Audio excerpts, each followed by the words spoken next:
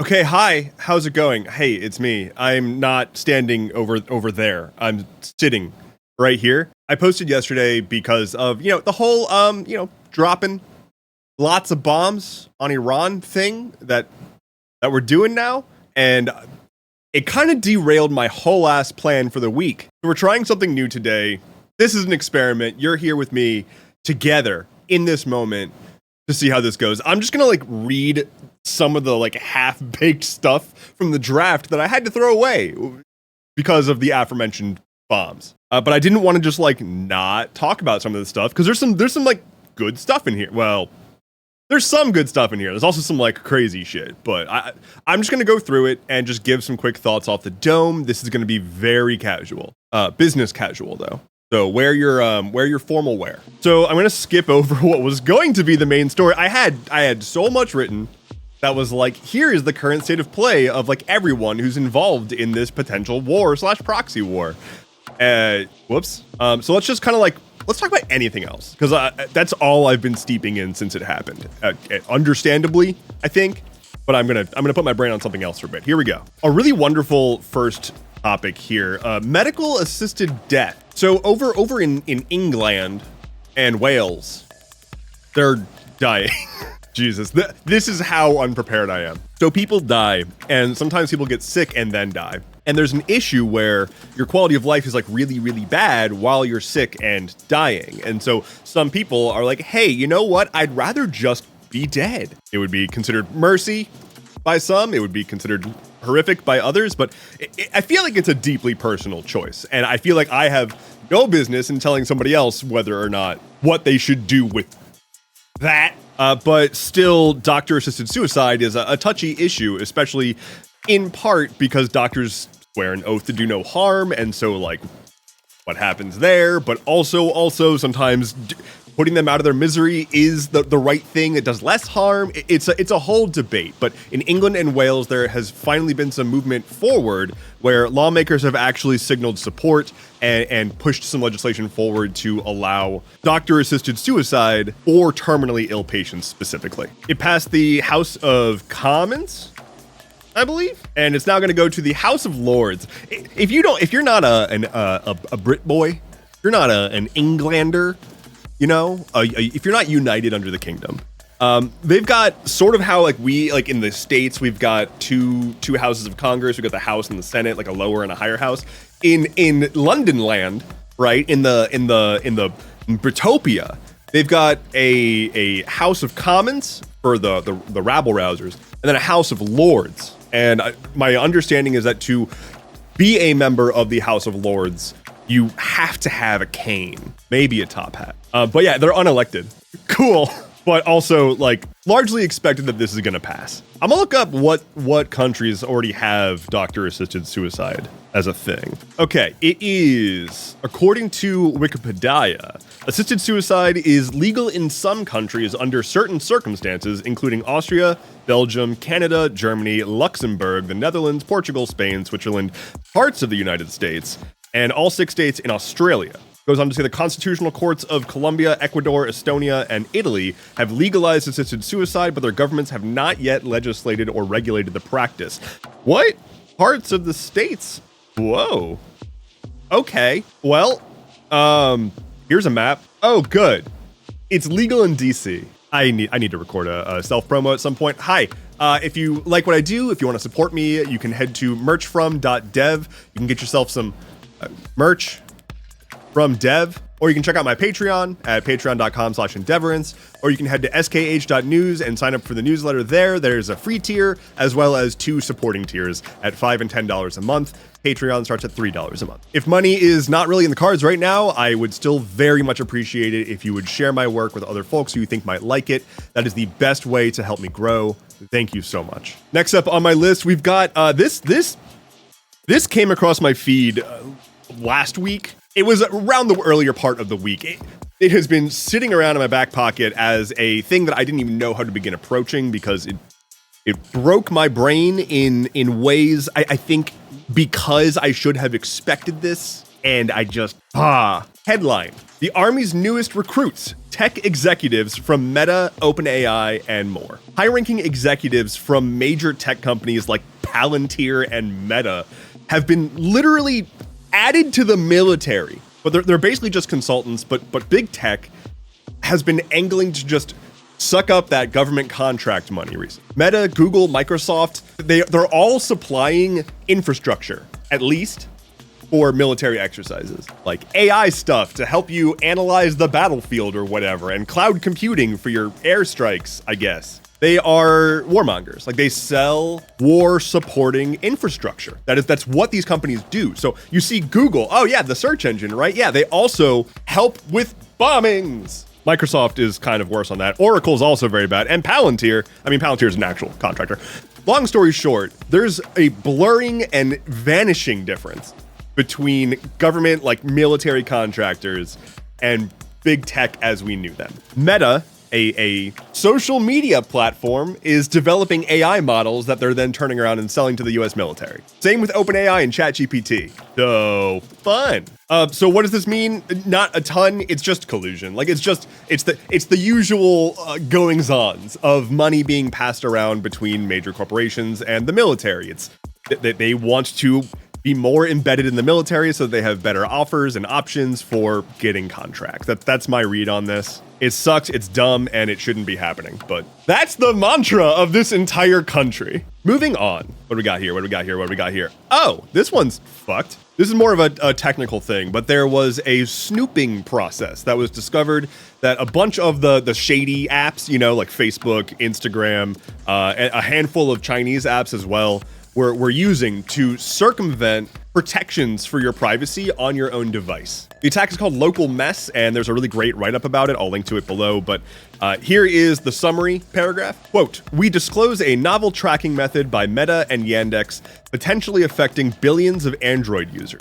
We have found that native Android apps, including Facebook, Instagram, and several Yandex apps, including Maps and Browser, silently listen on fixed local ports for tracking purposes." So what does that mean? Let's start with defining a few terms. Let's start with port.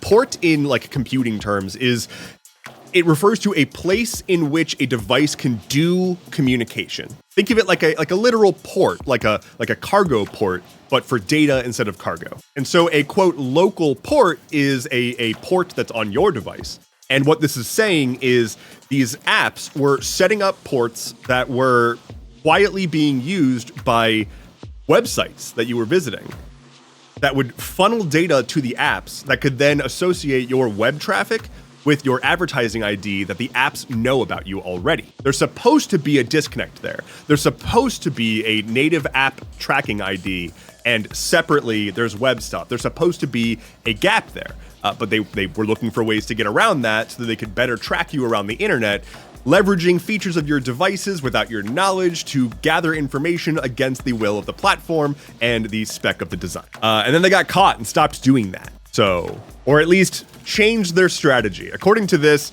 they've stopped doing it as of June 3rd. Hopefully they keep not doing it. Next up, Musk is suing New York State over a social media hate speech law. New York State has a law that they're basically saying if you run a social media website, you need to disclose how you monitor hate speech.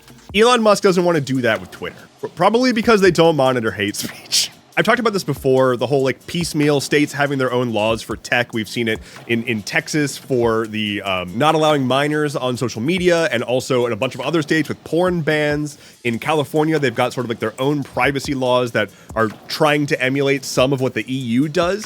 But because of the way that the states are set up, they're all trying to sort of force companies to have regulation that's not federal, but for all intents and purposes, you kind of have to adhere to it if you want to function in the United States. So it's not federal, it's a state law, but it's a mess. That's what I said last time, I think. I'm pretty sure I said it's a mess. And so, yeah, there's not a lot here. I mean, tech companies are suing states all the time, but this is basically Twitter saying we don't want to have to tell you what we're doing about hate speech.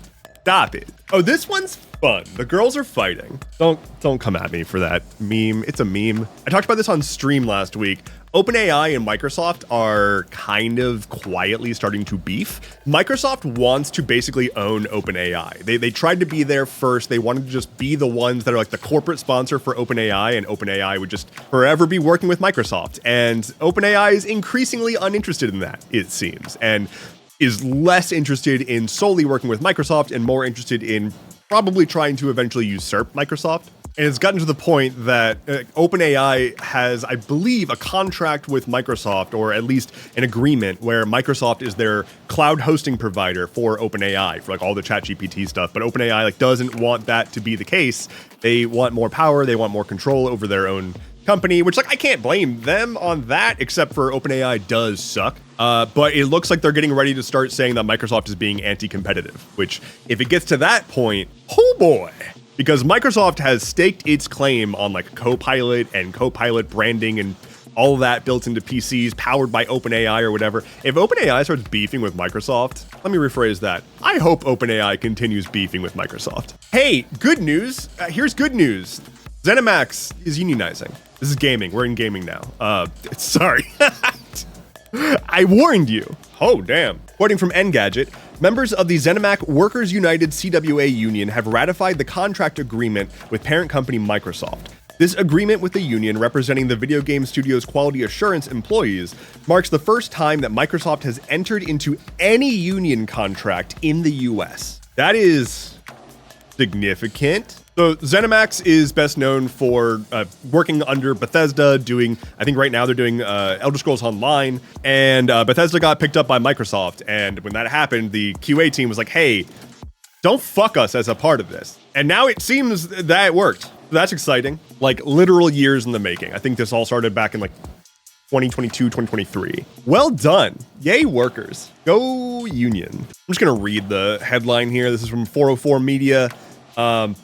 They do amazing work. Go check out 404 Media. They're excellent. Here's the headline. Martyrdom or bust. Texas man caught plotting terror attack through Roblox chats. I am kind of I'm sitting here, like, it's wild. There was essentially just a group that is like chatting in Roblox, and this dude's like, I am going to be a martyr. Like, I'm going to do a terrorist. And like the feds found out because someone else in Roblox overheard and was like, hey, feds, this doesn't seem good. The dude's handle was crazy pain with a 3. Like, oh my, I'm reading about, remember when there was like all that shit going down with investigations into Trump, and there was like person of interest 1 or whatever, like they when there's legal documents, they label people as like, person 1, person 2, party 1, whatever. Roblox user 1 replied to the person. Roblox user 1 is at this point, if they don't hold the trial in Roblox, then what the fuck is the point? He was caught. He wanted to bomb some kind of music festival. I'm seeing Christian music festival, but also other groups as well. It seems like the dude was unhinged and thought that he was like a member of ISIS or something. When questioned, he was like, it was an emotional response, but then also said that he wanted to either get the hell out of the US, and if not that, then, quote, martyrdom or bust. So, hey, if you are playing Roblox, keep an eye out. I used to gag about how everybody should use RuneScape guild chat to coordinate the uprising. Now we're here. All right, last thing. I've kind of skipped over some of the other stuff. I wanna end on a fun one. I think we could all use a bit of fun. And not only is this a fun one, it also has like the cutest pictures to go with it. Here we go. A book collector in the UK was, quote, gobsmacked. He was rearranging his collection of books, and he opened up one of them that he got at a like a charity shop, like a secondhand store a while ago. And he was flipping through it, and he found that it contained handwritten notes from his wife from 50 years ago. Timeline. They were not together 50 years ago, and his wife had a book and drew in it. His wife's mom gave that book away. Like, charity drive gave it away at some point. Years ago. In the 70s. Holy shit. This guy is then a book collector and just happens to have purchased this book at some point and then way later on happens to look into it and see that's my brother-in-law and these are my wife's writings. Oh, hey, they went on to discover 2 other novels on his bookshelf also featured annotations from his wife. Quote, "We both sat there not quite sure how to handle it because this was just extraordinary." So this guy now says that he essentially has a quest to go find more books that his wife wrote in 50 years ago. This is the news that we need. This is what we need. And look at this guy. It's a good one to end on. Let me know how this was. I don't know what I'm doing. I'm just recording stuff. Let me know if you like this. I hope you did. Obviously, I didn't talk about same things I talked about in yesterday's post. So if you want to hear about the Iran stuff, there's a whole video on that. That's yesterday. Regardless, take care. Be well. I'll see you on Monday. Bye-bye.